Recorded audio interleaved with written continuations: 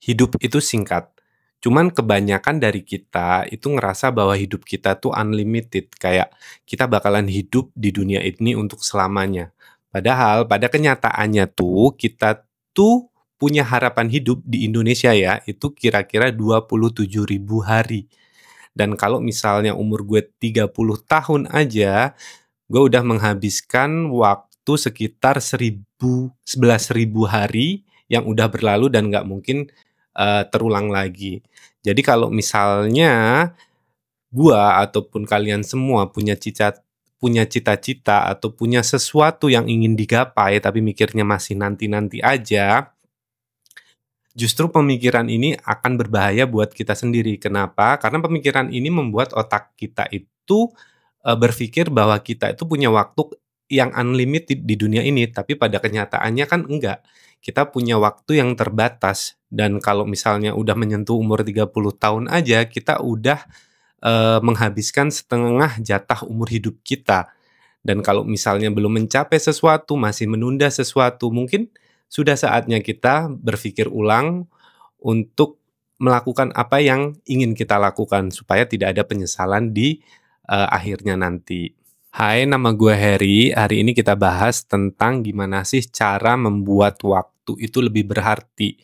Bukan cuma cara manajemen waktunya aja, tapi gimana caranya kita bisa menjalani hidup yang benar-benar bermakna di dunia ini untuk supaya kita tidak ada penyesalan di akhirnya nanti.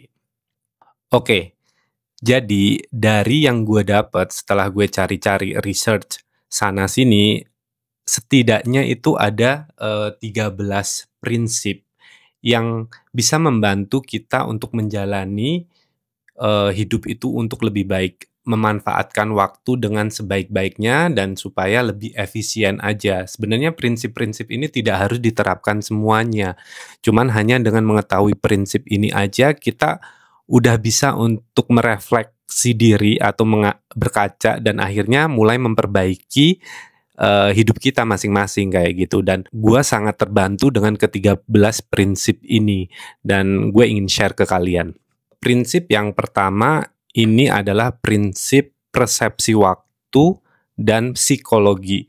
Jadi, lo sadar nggak sih kita waktu kecil itu waktu tuh rasanya lambat banget, kayak sehari tuh rasanya lama banget. Cuman setelah kita jadi dewasa, kita udah gede kayak gini, waktu tuh kayaknya berlalu gitu aja.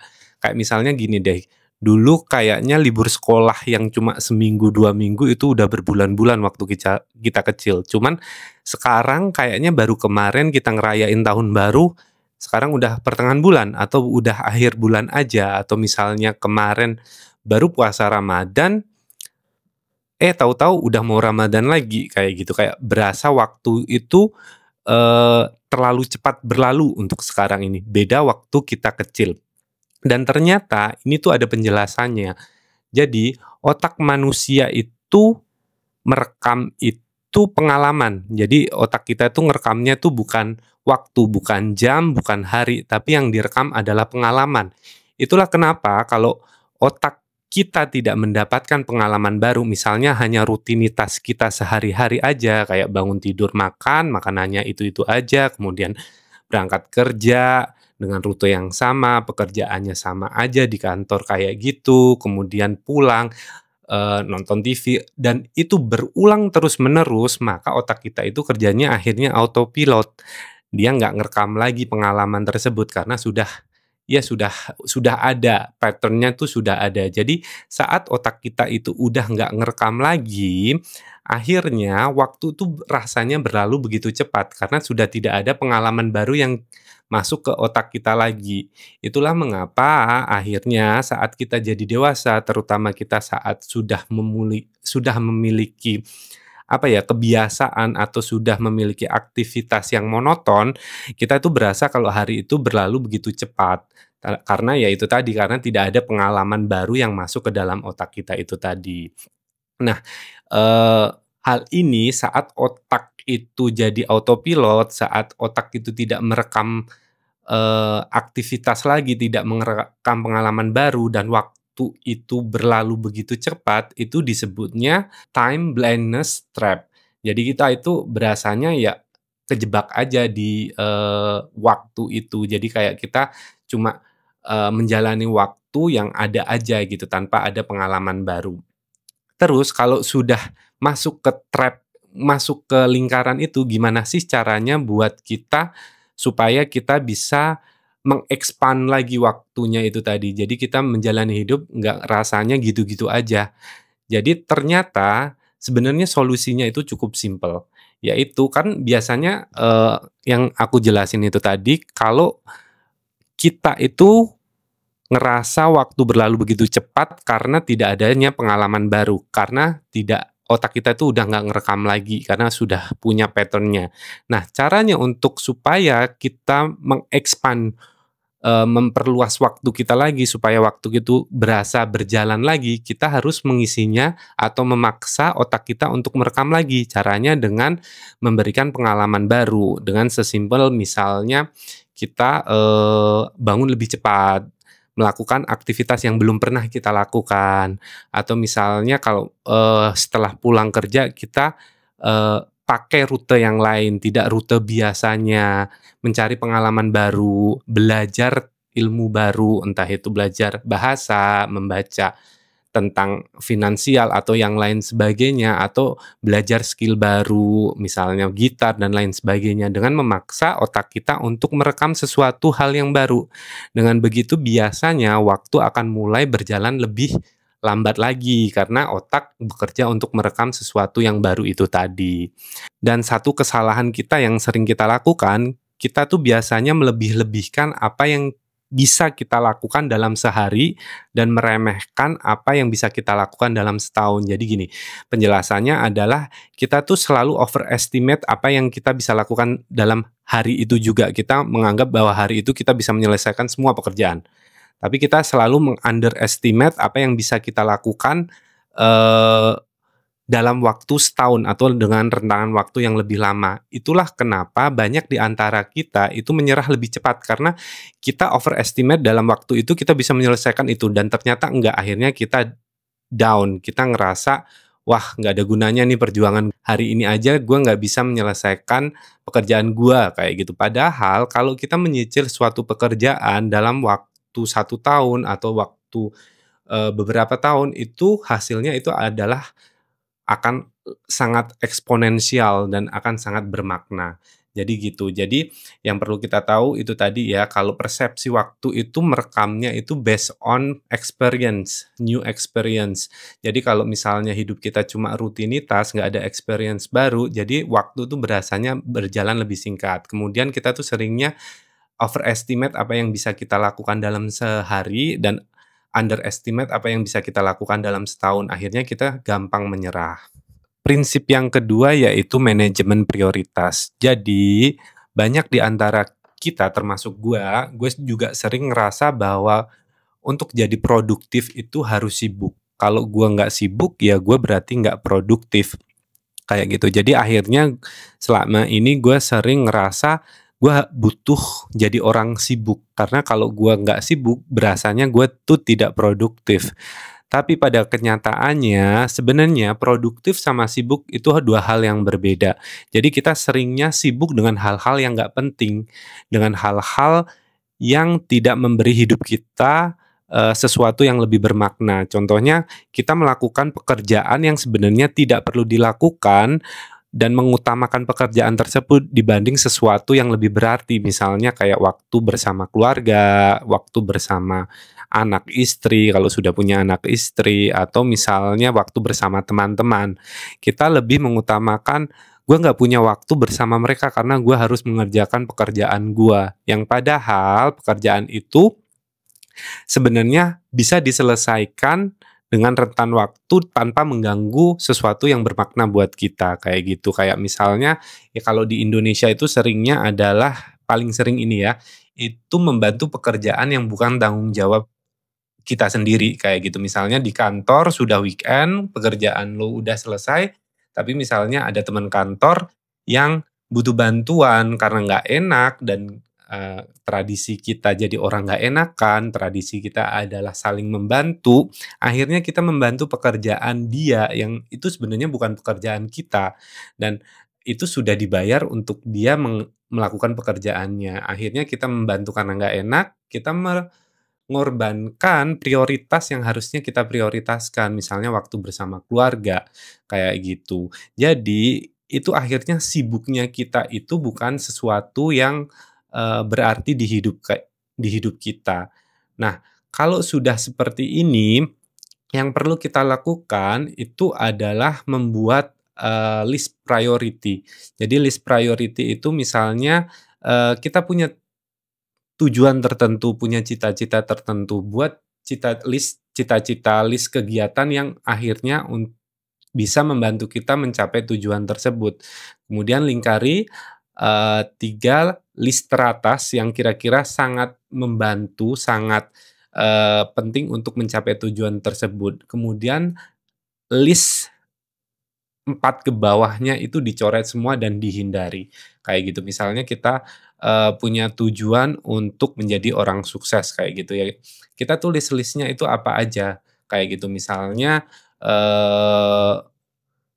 kita ingin bisa membahagiakan orang tua ya, kita tulis list-nya itu apa aja kira-kira yang, bisa membantu kita mencapai tujuan tersebut. Nah, 3 list teratas itu kita lakukan dan kemudian, sisanya kita hindari karena kadang ternyata, eee, yang lebih penting itu tahu apa yang tidak kita lakukan, tidak perlu kita lakukan, bukan tahu apa yang perlu kita lakukan. Saat kita tahu apa yang tidak perlu kita lakukan, kita bisa benar-benar meluangkan waktu lebih banyak untuk mencapai hal yang kita inginkan itu tadi.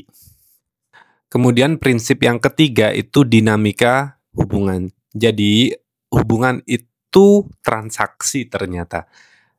Banyak yang di antara kita itu beranggapan bahwa hubungan itu sesuatu yang given atau sesuatu yang ya udah natural aja gitu. Tapi ternyata setelah gue cari hubungan itu seperti transaksi. Jadi ada deposit, ada penarikan. Jadi ada store, kalau misalnya kayak di bank itu store store uang dan ada penarikan uang. Di hubungan juga kayak gitu. Jadi kebanyakan dari kita tuh punya hubungan sama seseorang, tapi kita tuh beranggapan kita bisa menarik sesuatu tanpa kita nyetor terlebih dahulu, kayak gitu. Kayak misalnya, eee, lu punya temen, lu butuh bantuan, terus lu tiba-tiba datang nge-chat, "Eh, bantuin gue butuh uang dong, pinjem dong," kayak gitu. Sedangkan selama ini tuh nggak ada kabar sama sekali, nggak ada interaksi yang benar-benar membuat kalian itu, ada transaksi hubungan sama sekali. Jadi itu seringnya yang terjadi di kita. Akhirnya apa? Ya nggak akan dibantu kayak gitu. Jadi hubungan itu sesuatu transaksi. Jadi kalau kita ingin punya hubungan yang baik, kita harus sering menabung. Dengan menabung perhatian, entah itu tanya kabar, entah itu cuma, chat basa-basi atau cuma ketemuan sebentar, interaksi di sosial media, itu dianggapnya itu adalah tabungan hubungan, kayak gitu. Jadi saat sewaktu-waktu kita butuh bantuan orang tersebut, kita bisa menarik yang sudah kita tabung. Jadi kalau kita berharapnya kita nggak menabung apa-apa, kita nggak caring, kita nggak menjaga interaksi dengan orang tersebut terus tiba-tiba datang untuk meminta bantuan, ya jangan berharap dan jangan kaget kalau ditolak kayak gitu. Karena hubungan itu ya harus timbal balik kayak gitu. Kita nggak bisa hanya mendapatkan aja, kita juga harus memberi. Kalau kita cuma berharapnya mendapatkan sesuatu dari orang tersebut, ya itu bukan hubungan itu namanya. Kayak gitu jadinya pemanfaatan bisa dibilang kayak gitu. Itu juga berlaku untuk hubungan profesional juga kayak gitu. Jadi kalau ini nggak cuma hubungan antara, personal, jadi ini juga berlaku dengan hubungan, profesional. Jadi kalau kita ingin, eee, dibantu seseorang, setidaknya kita memberikan afeksi ke orang tersebut, jadi sewaktu-waktu kita butuh bantuan atau sewaktu-waktu dia butuh bantuan, kita juga selalu ada dan kalau kita butuh bantuan orang tersebut, dia akan ada sama kita. Jadi jangan berharap menarik tabungan tanpa lu nabung terlebih dahulu. Itu adalah dinamika hubungan dan hubungan itu adalah suatu transaksi. Prinsip yang keempat yaitu tentang karir dan, tujuan sukses. Jadi yang gue dapatkan, sukses itu tidak selalu jalannya itu tidak selalu naik. Jadi jalan menuju sukses itu bisa naik turun, bisa ke kanan dan ke kiri kayak gitu. Jadi waktu kita kecil, kita kan diajarkan untuk mencari pekerjaan, sekolah untuk pekerjaan-pekerjaan yang bisa dibilang aman dan mapan, kayak misalnya jadi dokter, jadi polisi, jadi PNS, apapun itu semua pekerjaan yang aman. Tapi pada kenyataannya seiring bertambahnya waktu, pekerjaan-pekerjaan itu makin berkembang, makin banyak kayak gitu dan skill-skill baru itu muncul lebih cepat dibanding ilmu yang diajarkan di sekolah kayak gitu. Akhirnya buat kita yang selalu mengikuti track yang pekerjaan aman, akhirnya malah akan justru tertinggal di zaman-zaman sekarang ini kayak gitu. Karena skill-skill baru itu munculnya itu bahkan bisa bulanan, bisa harian, akan terus update kayak gitu. Sedangkan ilmu yang diajarkan di sekolah itu tidak semuanya meng-cover ilmu-ilmu yang baru kayak gitu. Jadi kalau kita ingin sukses untuk di masa sekarang, entah itu karirnya ataupun hidupnya, itu kita harus bisa beradaptasi, kita harus cepat mengikuti perkembangan zaman dengan skill-skill yang mungkin baru atau bahkan sekarang belum ditemukan. Kita harus ikut adaptasi dengan skill-skill yang akan ada nanti di masa depannya. Kita tidak stay di zona nyaman di pekerjaan-pekerjaan yang mungkin suatu saat nanti akan digantikan sama AI misalnya kayak gitu.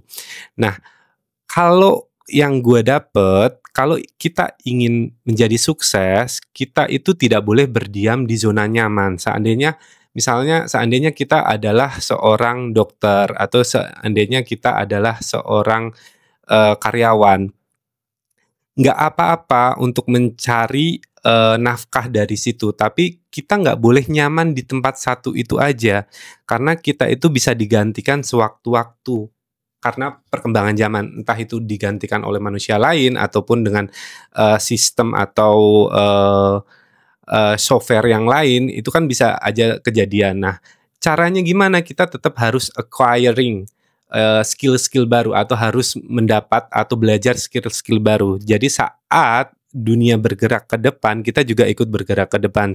Dan seandainya kita nanti harus di layoff atau harus diputus kerja dari suatu perusahaan tersebut, kita punya skill untuk di bidang yang lebih baru atau bahkan mungkin skillnya lebih menjanjikan dibanding pekerjaan kita yang lama itu tadi.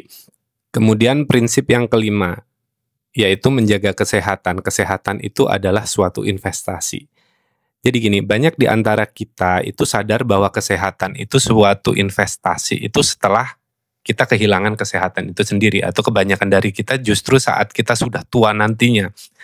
Kayak gitu. Padahal sekarang lagi banyak nih gelombang tren kalau kesehatan itu menjadi sesuatu yang sangat penting. Kenapa? Karena untuk kita mencapai sesuatu, entah itu keinginan kita, tujuan hidup kita, kita tuh butuh sehat, kayak gitu. Mungkin banyak di antara kita menganggap bahwa waktu itu sesuatu yang paling penting.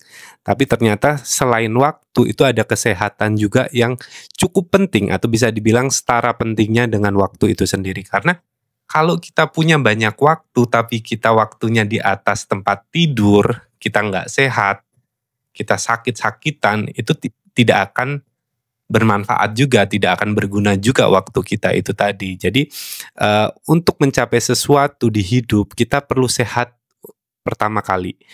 Jadi setelah kita sehat, baru kita punya goal, tujuan itu bisa kita lakukan. Waktu kita yang banyak itu bisa kita manfaatkan. Kalau kita punya banyak waktu, banyak uang, banyak yang lain sebagainya, tapi kesehatan kita terganggu, itu akan percuma. Karena pada akhirnya nanti semua akan sadar bahwa yang paling penting diutamakan terlebih dahulu itu sehat. Kalau sudah sehat, semuanya itu bisa kondisikan kayak gitu. Dan untuk sehat itu sebenarnya itu tidak perlu sesuatu yang fancy, sesuatu yang mahal kayak gitu. Karena kan banyak yang bilang kalau hidup sehat itu mahal. Tapi sebenarnya itu karena tren zaman sekarang aja orang itu flexing dengan sesuatu olahraga yang mahal, kemudian baju-baju yang mahal, makanan sehat yang mahal, kayak gitu. Padahal sehat itu bisa dimulai dari hal-hal kecil, misalnya kayak lebih banyak minum air putih, kayak gitu, kurangin gula, kemudian kurangin makan karbohidrat, kurangin makan yang gorengan-gorengan, kemudian bisa jalan pagi, jalan sore, angkat beban, kemudian hal-hal yang tidak perlu uang banyak itu sebenarnya sudah sangat-sangat cukup untuk memulai hidup sehat. Yang penting itu dirutinkan dan selalu mencoba hal-hal baru di dunia kesehatan, karena kadang-kadang yang bikin orang itu akhirnya nggak melakukan aktivitas kesehatan lagi itu karena bosan dengan satu olahraga aja. Padahal untuk sehat tuh nggak hanya butuh olahraga, kita bisa melakukan hal-hal yang lain kayak gitu. Lebih dari satu olahraga, banyak olahraga yang bisa kita coba kayak gitu. Jadi kalau mau sukses katanya di hidup, jaga kesehatan terlebih dahulu kayak gitu. Sehat itu bukan tentang hanya hidup lebih panjang, tapi tentang gimana badan kita fit dan bisa menjalani hidup itu dengan lebih berenergi kayak gitu, nggak cuma rebahan di tempat tidur karena kita sakit-sakitan.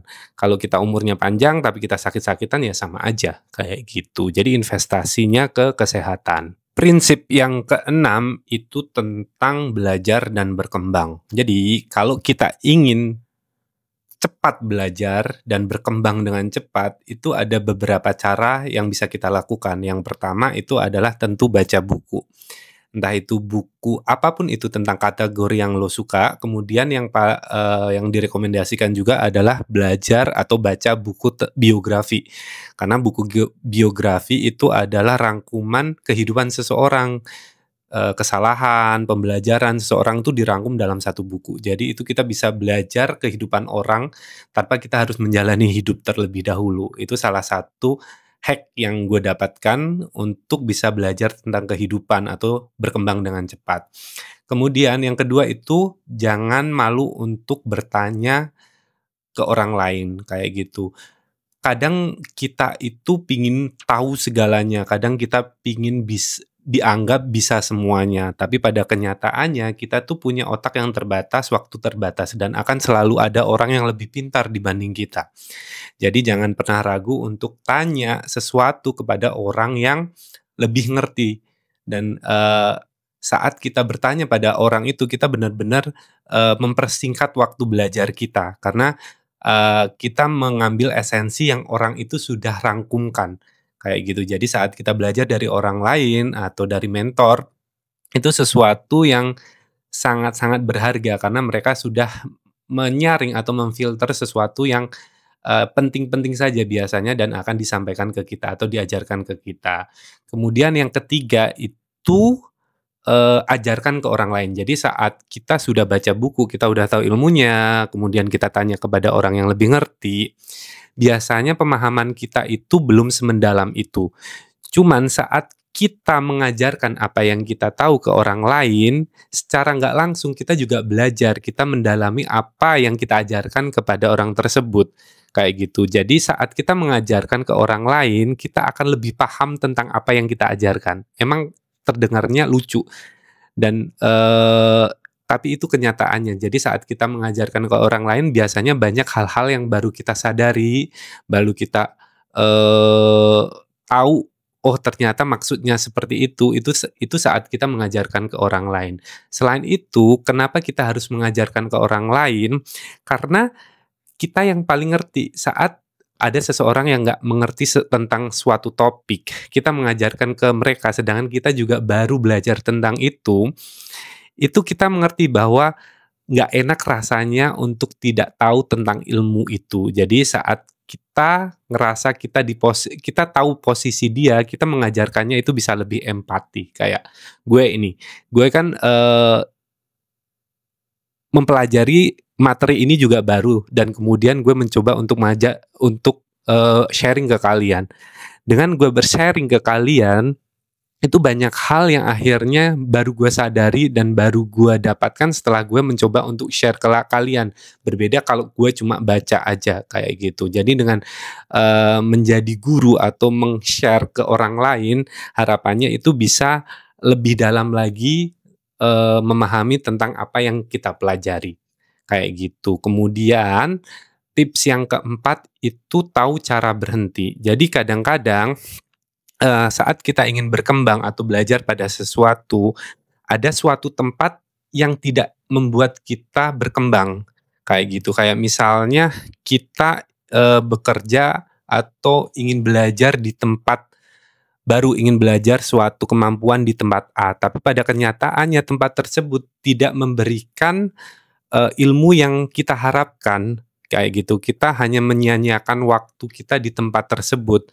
Kita tuh harus tahu kapan harus berhenti, karena dengan kita berhenti cepat, kita bisa pindah dari tempat yang tidak membuat kita berhenti itu ke tempat baru yang mungkin bisa mengajarkan kita lebih banyak dan membuat kita lebih berkembang, kayak gitu. Jadi prinsip yang keenam, belajar dan berkembang itu yaitu, belajar dari buku, dari biografi orang, belajar dari orang lain, mengajarkan orang lain ilmu yang baru kita dapat, dan yang terakhir itu tahu kapan harus berhenti untuk mencari sesuatu yang baru yang lebih bermanfaat buat kita. Kemudian prinsip yang ketujuh itu tentang kecerdasan emosional. Jadi lo tau nggak sih kalau ternyata saat kita marah, emosi, seneng, bahagia, sedih, pokoknya semua feeling kita itu secara sains itu hanya berlangsung 90 detik. Jadi saat kita emosi atau misalnya saat kita sedih, reaksi di otak kita itu berlangsungnya ternyata cuma 90 detik. Dan ini sesuatu yang sangat mengagetkan juga buat gue. Oh, ternyata kalau emosi itu cuma sebentar ya, kayak gitu. Dan setelah waktu 90 detik itu bukan berarti kita langsung jadi normal lagi, enggak.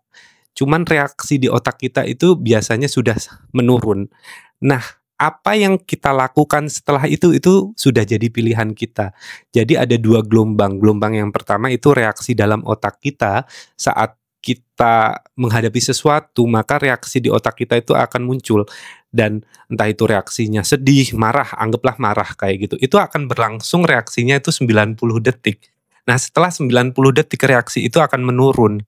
Nah, saat menurun itu tadi, itu adalah gelombang kedua. Gelombang keduanya itu adalah choice, pilihan kita. Kita akan melanjutkan tetap marah, atau kita, ya udah, kita coba tenangin diri, reda, dan mencari solusinya, kayak gitu. Jadi, kalau kita sudah tahu nih reaksi otak kita, emosi itu cuma berlaku 90 detik, maka untuk menghadapi sesuatunya harusnya itu sudah balik lagi adalah pilihan kita, kayak gitu. Jadi kalau kita menghadapi sesuatu, kita hanya perlu menahannya 90 detik. Kalau misalnya sudah 90 detik itu tadi, dibanding kita melanjutkan emosi kita, mending kita mulai merefleksikan diri. Mulai menata diri, menata perasaan kita, kemudian kalau emang sudah tenang, kita sudah capai di mana poin kita bisa mengutarakan perasaan kita, itu akan lebih baik kalau kita mengutarakan perasaan kita. Jadi saat reaksi itu ada, mending kita diam. Setelah 90 detik kita sudah mulai tenang, kita boleh mulai memikirkan perasaan kita, menata lagi perasaan kita, kemudian kita take time selama yang kita butuhkan untuk benar-benar tenang. Kalau emang sudah tenang, baru kita lebih baik untuk mengutarakan perasaan kita. Karena ternyata kalau misalnya kita hanya memendam perasaan kita, itu juga tidak akan menyelesaikan masalah, kayak gitu. Jadi kecerdasan emosional itu tahu gimana caranya untuk menyampaikan sesuatu atau perasaan kita itu dengan baik ke orang tersebut, dibanding kita melanjutkan emosinya atau setelah itu cuma memendam aja. Lebih baik kita tahu tentang emosi itu sendiri. Ternyata reaksi emosi itu cuma 90 detik. Setelah itu choice-nya ke kita mau lanjut emosi atau enggak, itu terserah kita. Karena kita tidak ingin jadi orang yang emosian, akhirnya kita memilih untuk tidak emosi. Tapi bukan berarti langsung pada saat itu juga lo sampaikan apa yang ada isi hati lo. Jangan dulu. kita tenangkan diri hati kita dulu. Setelah kita tenang, baru kita sampaikan apa yang ada di dalam hati kita itu tadi. Jangan dipendam, karena kalau dipendam ya sama aja kayak gitu. Itu adalah suatu tips untuk kecerdasan emosi kayak gitu. Dan harapannya dengan begini, masalah yang tadinya nggak besar-besar amat itu bisa hilang dan bukan menjadi lebih besar kayak gitu. Yang perlu kita ingat bahwa reaksi emosi apapun itu di dalam otak kita cuma berlaku 90 detik. Sisanya itu tergantung kita. Kita mau lanjutin lagi atau enggak. Kemudian prinsip yang ke-8 itu financial wisdom. Jadi banyak di antara kita, termasuk gua, itu pingin jadi orang sukses, pingin jadi orang kaya. Tapi ternyata yang dimaksud kaya untuk di financial wisdom itu bukan tentang semerta-merta tentang banyak uang di rekening aja kayak gitu. Itu hanya ceritanya itu cuma setengahnya doang. Ternyata untuk benar-benar bisa dibilang kaya itu kita perlu butuh selain uang tapi juga waktu. Jadi gini, banyak di antara kita itu makin tua makin banyak tabungannya, tapi waktunya makin sedikit. Itu nggak bisa dibilang wealthy kalau di teori yang gue dapet. Karena kaya itu harus sejalan antara finansial dan waktu. Saat uang kita naik, harusnya waktu kita juga naik. Waktu bebas, waktu melakukan hal-hal yang kita mau, waktu bersama keluarga, itu harusnya makin banyak. Tapi kalau misalnya uang kita naik, sedangkan waktu ke keluarganya turun, itu nggak bisa dibilang kaya atau wealthy. Itu cuma berduit, bisa dibilang cuma berduit kayak gitu. Emang semua orang tuh kan pingin punya uang, cuman ternyata kaya yang sebenarnya itu harus balance antara uang di rekening sama waktu yang bebas kayak gitu ya. Harapannya buat yang sudah punya uang mungkin bisa meluangkan lebih banyak waktu, membuat lebih banyak prioritas untuk hal-hal yang lebih penting di hidup kita kayak gitu.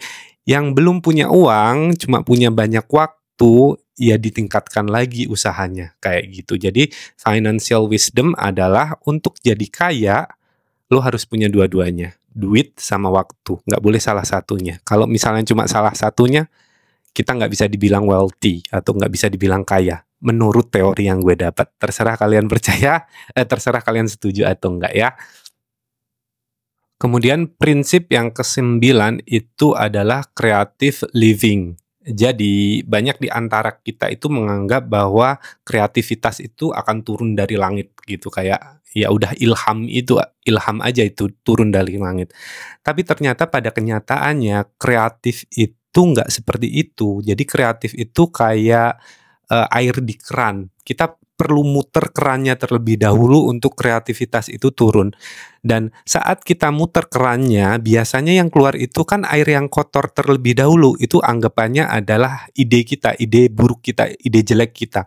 Saat kita ingin kreatif, biasanya yang keluar itu ya ide jelek kita terlebih dahulu. Tapi ya nggak apa-apa, tetap diputar, biarkan kreativitas itu keluar. Lama-kelamaan air itu akan jernih. Kayak gitu. Sama juga kayak kreativitas kita. Kita dibanding kita cuma nunggu ilham dari langit, ya kita coba kreatif, melakukan hal-hal yang kreatif. Misalnya kita pingin kayak gini nih, pingin membuat konten kayak gitu. Dibanding gue nunggu waktu yang tepat untuk dapat ilham dari langit, ya gue mulai aja bikin konten. Dan tentu kalian tahu konten gue jelek. Awalnya jelek, tapi tetap gue lakukan. Kenapa? Dengan seiring bertambahnya waktu, kreativitas itu akan berkembang. Kreativitas otak kita itu kayak ototnya kreativitas. Saat kita gunakan terus-terusan, kita paksa, kita puter kerannya terus suruh ngeluarin kreativitas, otak itu akan lama-kelamaan itu adaptasi dan mulai mengeluarkan ide-ide kreatif yang mungkin lebih baik kayak gitu. Jadi emang kreativitas itu harus kita paksakan, nggak bisa cuma kita nunggu turun dari ilham. Itu adalah prinsip tentang kreativitas atau creative living. Dan selain itu juga di prinsip ini dijelaskan bahwa kita tuh nggak bisa jadi juri kreativitas kita sekaligus jadi kreatornya.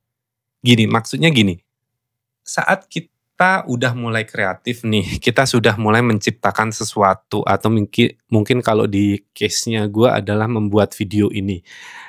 Saat proses pembuatan video, gue nggak boleh menilai kualitas video ini. Gue boleh menilai kualitas video ini setelah gue selesai membuat video ini dan setelah gue publish di YouTube. Kayak gitu. Karena quality itu berbeda tiap orang. Jadi kadang yang menurut gue bagus belum tentu juga bagus menurut kalian. Jadi kalau kita menilai karya kita sendiri pada saat kita membuatnya, itu malah akan justru membunuh kreativitas kita.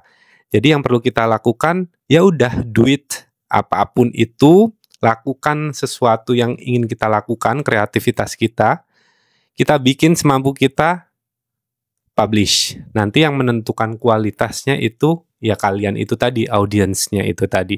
Nah dari situ kita akan melihat tuh, bisa dilihat dari analitik atau animonya. Nanti kalau misalnya banyak yang nonton, banyak yang suka berarti bagus. Kalau enggak ya enggak. Nah dari situ kita bisa review, kita bisa bedah ulang, kita observasi, kita perbaiki lagi. Kayak gitu. Jadi creative living itu memang harus dikejar. Otak kita itu adalah ototnya kreatif. Harus kita latih terus-terusan dan jangan dijudge terlalu early. Kayak gitu. Biarkan audiens yang mengejudge kayak gitu. Kemudian prinsip yang ke-10 itu adalah personal energy atau energi kita sendiri. Jadi manajemen waktu itu akan sia-sia kalau tidak dibarengin dengan energi kita yang cukup. Kemampuan untuk memanage energi kita itu ternyata sangat penting. Kita misalnya punya waktu banyak tapi kita sudah drain kayak gitu, kita energi level kita rendah, itu juga tidak akan membuat semua kegiatan yang kita lakukan itu bermakna kayak gitu. Jadi contohnya kayak gini, misalnya kita udah capek nih kerja seharian full, tapi pulang-pulang bukannya kita istirahat, malah kita begadang nonton Netflix, game kayak streaming kayak apapun itu, terus-terusan sampai pagi dan paginya kerja lagi kayak gitu. Kita punya waktu nih, paginya kita punya waktu bekerja, tapi energi kita hilang kayak gitu ya. Akhirnya sama aja, semua pekerjaan yang kita lakukan itu biasanya tidak akan menghasilkan yang bagus karena energi kita itu energi level kita itu di bawah kayak gitu. Kemudian gue menemukan suatu hack ini yang sangat cocok buat orang Indonesia. Jadi keseringannya kita, orang Indonesia yang gak enakan ini adalah kita menghabiskan energi kita untuk sesuatu kepentingan orang lain kayak gitu. Kita membantu orang lain, sedangkan hal tersebut sebenarnya bukan tanggung jawab kita. Nah, ada hack di mana kita itu sengaja menjadi tidak ahli dalam hal-hal yang tidak penting buat kita kayak gitu. Kalau misalnya lo adalah graphic designer, ya lo nggak perlu jago di videografi kayak gitu. Jadi sengaja kita nggak menjagokan diri di bidang yang lain. Atau misalnya lo sudah bisa, sebenarnya udah jago, tapi ya nggak usah lo tunjukkan juga kalau lo itu jago di bidang yang lain. Dengan begitu, lo tidak akan diganggu atau diminta bantuan untuk hal-hal yang bukan dalam bidang lo itu sendiri. Karena kalau lo melakukan semuanya dan menuruti semua permintaan orang lain, yaitu manajemen energi lo itu buruk. Karena energi lo itu akhirnya dipakai untuk hal-hal yang bukan tanggung jawab lo, tapi tanggung jawab orang lain atau pekerjaan orang lain. Dengan sengaja ataupun tidak menunjukkan kalau lo itu handal dalam bidang yang lain, harapannya tidak ada pekerjaan tambahan yang akan menguras energi lo. Akhirnya lo bisa lebih fokus ke pekerjaan lo itu tadi. Jadi manajemen energi atau mengatur energi diri sendiri itu juga penting, karena kita punya waktu tapi tidak ada energi juga akan sama aja kayak gitu. Oke, prinsip yang ke-11 itu adalah social capital. Jadi atau modal sosial. Jadi yang gue dapat, orang sukses itu tidak sekedar tahu tentang apa yang harus dilakukan, tapi tahu siapa yang harus kita punya di kehidupan kita. Jadi tidak tentang apa yang bisa kita lakukan, tapi siapa orang yang bermakna di lingkungan kita itu juga penting. Atau bisa dibilang networking-nya itu tadi. Karena ternyata orang-orang sukses yang penting buat mereka itu adalah networking-nya, bukan tentang tahu cara menjalankan suatu bisnis kayak gitu. Tapi mereka juga tahu siapa yang harus menjalankan bisnis tersebut. Ternyata kuncinya adalah di orangnya atau social capital. Jadi mereka itu memanfaatkan dunia sosial mereka untuk menjadi lebih sukses di hidupnya itu tadi. Jadi memilih orang yang tepat untuk suatu pekerjaan yang tepat itu adalah kunci dari kesuksesan di hidup ternyata. Dan yang banyak disalahartikan bahwa networking itu hanya sekedar mengenal banyak orang powerful, tapi ternyata nggak sesimpel itu. Jadi networking yang benar itu adalah mengkonekkan antara satu dan yang lainnya. Bukan masalah gue kenal sama orang tersebut, gitu kayak orang tersebut powerful gue kenal, bukan seperti itu. Tapi mengkoneksikan antara gue sama orang tersebut, sama temennya orang tersebut, atau sama orang yang powerful dalam bidang yang lain. Jadi social networking itu kita harus membangun hubungan sampai orang yang kita kenal tersebut itu ngerasa cukup dekat dengan kita dan mau memperkenalkan lingkungan mereka atau orang-orang yang mereka kenal dan punya kemampuan lebih dibanding kita untuk memperkenalkan kita kayak gitu. Jadi social networking itu bukan tentang gua kenal sama si itu, udah selesai. Kalau seperti itu tidak akan memperluas social connecting kita, tapi social connecting saat gua mengenal seseorang yang powerful, gua harus punya hubungan yang baik dengan dia sampai dia akhirnya mau membuka diri dan mau memperkenalkan ke orang-orang sekitar dia lagi dan akhirnya mengkonektingkan satu sama lain tentang di bidang-bidang yang lebih lebih berpengalaman dan akhirnya kita bisa memiliki networking yang lebih luas lagi, seperti itu. Prinsip yang ke-12 adalah cara melihat dunia. Jadi, otak kita secara natural itu udah punya cara untuk melihat dunia. Ini disebutnya mental model. Itu jadi kayak peta di otak kita untuk melihat dunia luar kayak gitu. Cuman yang perlu kita tahu bahwa peta ini itu bentuknya 2 dimensi. Peta ini cuma bayangan doang, itu bukan sesuatu yang kenyataan. Karena pada kenyataannya kehidupan itu lebih kompleks dibanding peta itu tadi. Kehidupan itu lebih punya banyak angle dibanding peta itu tadi. Jadi akan banyak bagian-bagian mental model yang otak kita punya itu kosong kayak gitu. Itulah yang biasanya membuat kita sering salah paham karena kita cuma melihat sesuatunya itu dari satu sisi aja kayak gitu. Sedangkan dunia itu nggak sesimpel itu. Semuanya itu punya banyak sisi, punya opini sendiri-sendiri, punya angle-nya sendiri-sendiri. Terus gimana cara kita untuk mengatasi mental model kita yang terlalu simpel itu tadi? Jadi yang gue dapet itu ada 3 caranya. Yang pertama itu adalah second order thinking. Second order thinking adalah cara untuk berpikir 2 langkah di depan suatu permasalahan. Jadi biasanya kalau kita cuma berpikir apa yang akan terjadi setelah ini, second order thinking itu kita berpikirnya 2 langkah lagi. Apa yang akan terjadi setelah ini dan setelahnya lagi kayak gitu. Jadi dengan kita melatih second order thinking itu tadi, kita akan lebih bisa memprediksi outcome yang akan kejadian kayak gitu dan kita bisa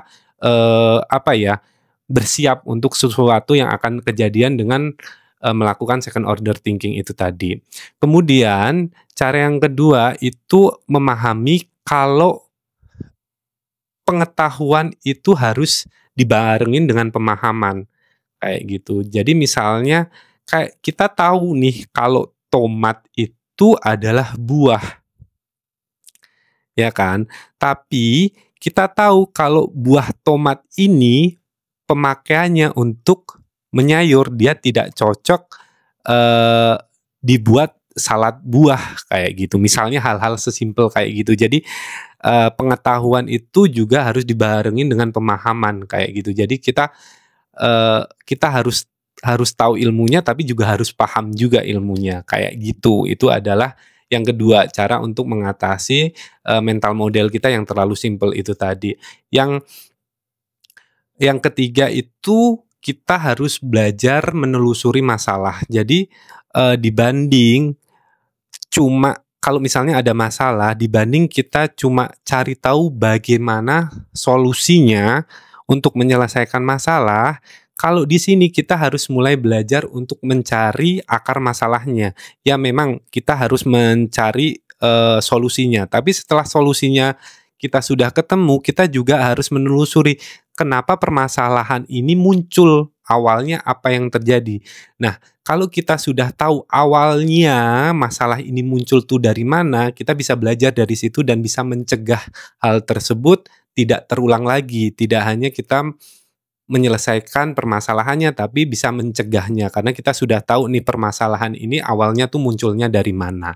Kayak gitu. Jadi gimana cara memandang dunia itu secara natural otak kita itu terlalu mensimpelkan.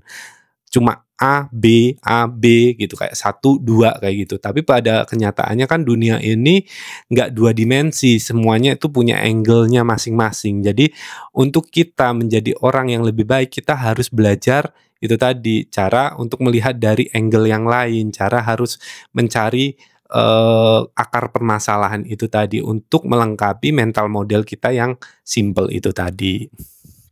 Prinsip yang ke-13 itu adalah desain kehidupan atau life design. Jadi, kita menjalanin hidup itu bukan hanya sekedar menjalanin aja gitu, kayak kita ngikutin arus aja. Untuk bisa hidup lebih baik gitu, kita perlu mendesain hidup kita sendiri gitu, dan desain kita itu tidak harus sama dengan orang lain, tidak harus memiliki prinsip-prinsip atau memiliki suatu takaran yang sama dengan orang lain atau masyarakat yang lain. Misalnya kalau orang lain itu adalah dibilang bahagianya adalah punya mobil mewah, terus barang-barang branded, kita boleh untuk tidak mengikuti standar mereka. Karena ini hidup kita, jadi kita bisa mendesain hidup kita sesuka kita. Bisa dibilang standar kita itu ya kita yang menentukan. Kalau kita cuma mengikuti orang lain, biasanya malah akan membuat hidup kita itu tidak tenang. Kayak gitu. Yang perlu kita tahu adalah kita itu bisa mendesain kehidupan kita sendiri gitu. Kita tidak perlu mengikuti desain orang lain dan standar orang lain kayak gitu. Kita bisa mendesain kebahagiaan itu ya misalnya kumpul dengan keluarga, bisa hidup nyaman, tenang, nggak banyak drama, kayak gitu. Walaupun nggak punya rumah puluhan miliar, tapi masih ada rumah yang bisa buat meneduh, dan itu sudah membuat bahagia, ya nggak apa-apa gitu kayak. Ya itu desain kehidupan masing-masing gitu. Dan itu tidak ada salahnya kayak gitu. Jadi stop membandingkan antara desain kita sama desain orang lain, karena kalau kita terus membandingkan dengan desain kehidupan orang lain ya kita nggak akan kemana-mana dan akhirnya akan membuat kita merasa tertekan terus menerus. Kemudian kalau kita punya desain yang kehidupan yang sangat tinggi, ya itu juga nggak masalah. Punya cita-cita yang besar itu juga nggak masalah. Tapi yang perlu kita lakukan, kita harus mulai memikirkan gimana caranya untuk kita mencapai keinginan itu tadi. Dengan caranya apa? Mulai dari hal kecil, kemudian trial and error kayak gitu. Jadi kehidupan itu bukan tentang rencana yang sempurna, tapi tentang gimana kita mencoba sesuatu, ya kalau gagal coba lagi sampai menemukan sesuatu yang cocok buat kita. Itu. Jadi kalau untuk masalah life design itu semuanya bebas, kreativitas sendiri-sendiri, dan itu nggak boleh membandingkan dengan desain kehidupan orang lain. Yang penting kita semua tahu desain kehidupan kita tuh apa dan effort yang perlu kita lakukan tuh apa. Jangan sampai desain kehidupan kita itu tinggi tapi effort kita kecil kayak gitu. Itu juga tidak benar. Kalau misalnya desain kehidupan kita kecil, ya nggak usah dibandingkan dengan desain orang lain yang besar kayak gitu. Oke, jadi itu tadi 13 prinsip kehidupan yang gue cari. Banyak sekali ternyata prinsip yang bisa, sebenarnya akan lebih banyak lagi kalau kalian mau cari sendiri. Cuman menurut gue 13 itu udah sangat cukup, dan kalau kalian bisa menerapkan beberapa prinsip tersebut sih menurut gue sih sudah cukup untuk sangat membantu kehidupan kita supaya lebih baik lagi. Dan kita nggak perlu langsung menerapkan semua prinsip tersebut ke kehidupan kita. Kita perlu memilih beberapa prinsip kehidupan yang tadi itu yang menurut kita sangat menarik gitu, dan coba kita terapkan ke kehidupan kita dan lihat hasilnya. Oke guys, semoga membantu. Ini adalah video yang panjang, lumayan capek juga membuatnya, cuman menurut gue sangat-sangat berguna, dan semoga berguna juga buat kalian. Sangat worth it untuk membuat video ini, dan see you guys on next video maybe. Bye.